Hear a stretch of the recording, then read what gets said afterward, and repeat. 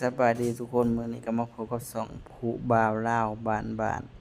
มื้อนี้ก็สิพากันมาตำข้าวปุ้นกินเนาะชวนหมู่มากินข้าวปุ้นซื้อข้าวปุ้นมาเข่งหนึงคิดอยากกินตำข้าวปุ้นก็เลยชวนกันเนาะตำข้าวปุ้นกินเนาะมัน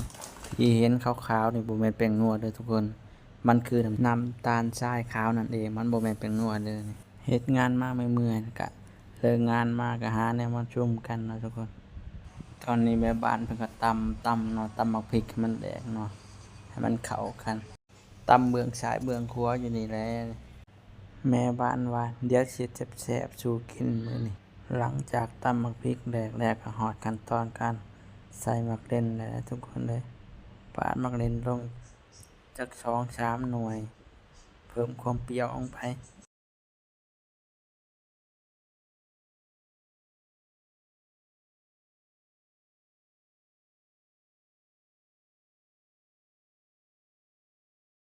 อันนี้ก็ใส่มักเล่นอยู่ประมาณ3 หน่วยนะทุกคนใช้แล้วก็มาตำให้มักเล่นมันแหลกหลังจากตำมักเล่นมันแหลกแล้วเดี๋ยวสักพักหนึงเราก็สิมาซาวข้าวปุ้นลงเนาะ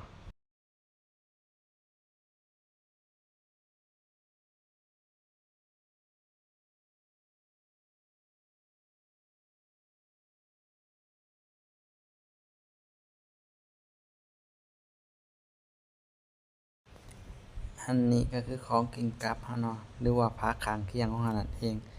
ก็สิมีทอดลูกชิ้นหนังกอกหนังไก่เนาะทุกคนข้าวเหนียวก็มาฮอดขั้นตอนเอาข้าวปุ้นลงนี่ทุกคนเฮาก็เอาข้าวปุ้นไปล้างน้ำแล้วก็มาซาวลง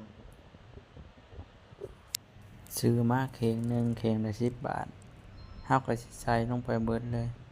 แต่ละมื้อก็คิดหาแต่แนวกินเนาะบ่รู้ว่าสิกินอิหยังกินตอนเช้ายังตอนเที่ยงกินตอนเที่ยงยังตอนกลางคืนอีกจักสิพากันกินหยังแต่ละมื้อคิดหาแต่แนวกินคันสิกินก๋วยเตี๋ยวหลายอยู่หั้นกินหลายก็บ่ได้ทุกคนเด้อกินหลายผัดอิ่